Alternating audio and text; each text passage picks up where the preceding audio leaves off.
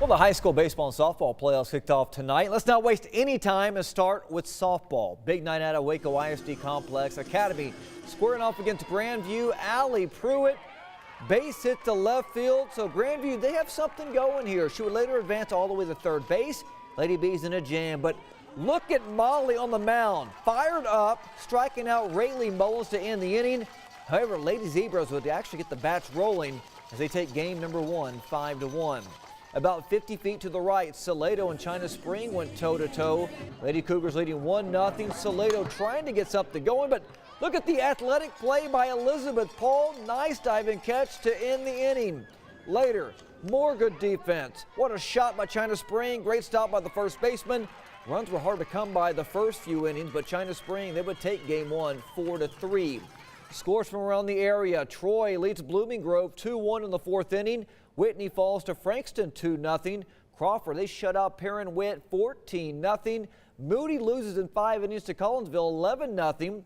Also Rogers, they knock off Malakoff 6-3. To baseball, where Groesbeck taking on Franklin in game one of the Class 3A bi-district round. Goats leading 1-0 early on. Franklin at bat with the runner on third base, but Matt Duwall, the comebacker right to Draven Barber, that would end the inning. To the bottom half, Nick Lopez getting Zach Wilson swinging, but it was all Groesbeck tonight. They would cruise 8-0. Robinson all over Mejia 17-2. Some more scores here. Lorena crushes Palestine 10-1. West shuts out Gerald 7-0. Troy falls to Lexington 8-7. Martwood edge by Italy 6-5. Riesel advances over Frost 7-2. Clifton defeats Academy 3-2. And Salado, they knock off LaGrange 5-4. All right, let's go to college softball, where it's a huge weekend for Glen Moore and his Baylor Bears. Baylor and Texas are tied for third at 10-6 in the Big 12 play. Now both teams square off starting Saturday night at 6:30 at Getterman Stadium. Bears have won 8 of its last 9, including a huge 3-0 win back in Austin on April 17th. At the time, the Horns were undefeated, so that was a big win for Baylor, who looks to do the same this weekend. It was good. I think it got us going right back in the right direction. Offense came around, Gia did well on the mound, so I think we kind of all put the pieces together there. I would definitely say we do have some confidence going into the weekend.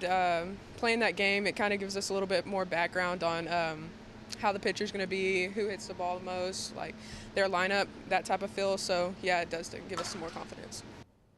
15 years, 11 Pro Bowls, and he missed a grand total of 1 game in his entire Hall of Fame career.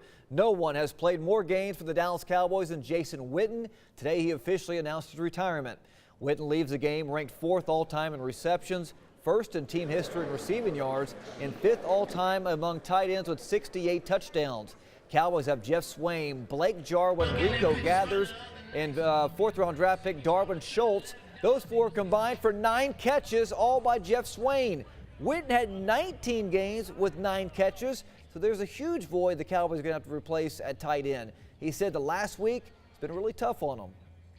I referenced that the last few days have been challenging for me. And the hardest part of this decision was knowing that I would never be able to hand you that Lombardi trophy. When I told you back in 2006 that I would not let you down, I hope that in your eyes, I held up my end of the bargain. Well, with 5 quarterbacks on the New York Jets roster, we knew a few of them would have to go. This afternoon, former Baylor quarterback Bryce Petty was the first to be released. Petty was a 4th-round pick in 2015, starting 7 games with a record of 1-6. He threw for over 1,300 yards, 4 touchdowns, and 10 interceptions. Well, Waco native and free agent linebacker Derek Johnson paid a visit to the Oakland Raiders today. Johnson was not re-signed by the Chiefs after a stellar 13-year career. He left Kansas City as the team's all-time leader in tackles. Last season, he started 15 games, racking up 71 tackles and 7 pass deflections.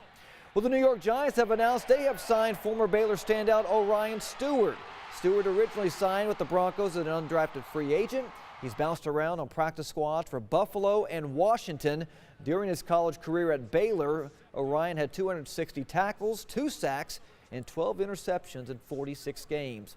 And to soccer, where Chris Kaler has been named the new head boys soccer coach at Midway. Kaler takes over for the beloved Patrick Posey, who lost his fight to brain cancer last month. For the last 11 years, Kaler has led Waco High to the playoffs every single year, winning 206 games and reaching the regional finals last year. So congratulations goes out to him.